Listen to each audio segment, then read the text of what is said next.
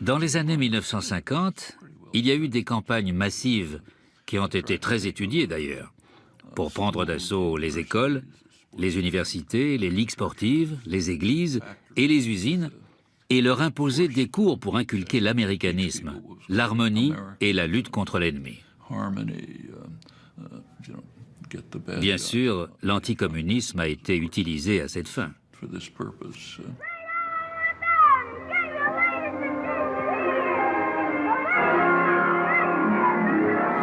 Communism controls 1/3 of the world's area.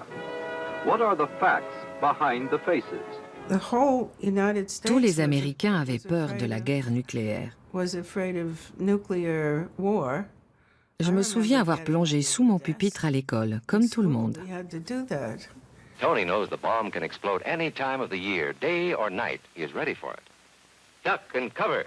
La société américaine tout entière est prise de paranoïa aiguë. It's a bomb. Duck and cover. Celle de voir les Russes envahir le pays ou déclencher une guerre atomique. Duck and cover. Duck and cover.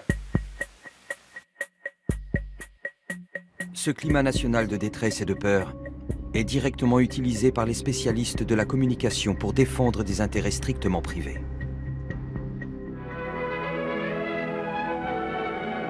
Au début des années 50, c'est un petit pays paisible qui va incarner à lui seul l'ennemi communiste qu'il faut abattre. Le 15 mars 1951, Jacobo Arbenz est démocratiquement élu président du Guatemala. L'une de ses premières décisions est de nationaliser, contre compensation, les terres non cultivées du pays pour les redistribuer aux paysans pauvres. Mais les 3/4 de ces terres appartiennent à l'une des plus grandes multinationales des États-Unis, la United Fruit Company.